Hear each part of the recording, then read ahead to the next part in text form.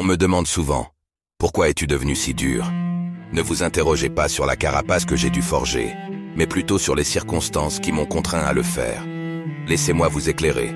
Premièrement, j'ai appris à mes dépens que la bonté, la droiture et le respect étaient souvent perçus comme des faiblesses à exploiter. J'ai été généreux de mon énergie, de mon temps, de mon amour. Mais trop souvent, j'ai été piétiné en retour. Deuxièmement, j'ai vu comment les autres aspiraient mon énergie sans jamais donner en retour, drainant ma joie pour nourrir leur négativité. J'ai compris qu'il est essentiel de protéger mon espace et mon énergie, de ne pas me laisser contaminer par le poison des autres. Troisièmement, les coups les plus durs ont été ceux de l'ingratitude et de la trahison. Combien sont-ils à aimer recevoir, sans jamais donner en retour, à profiter de mon aide, sans jamais m'offrir la leur quand j'en avais besoin? Alors, aujourd'hui, ne dites pas que je suis devenu dur.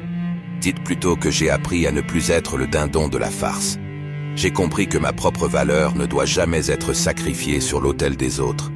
Je sais maintenant que je dois me mettre en premier, pour pouvoir ensuite donner à ceux qui comptent vraiment.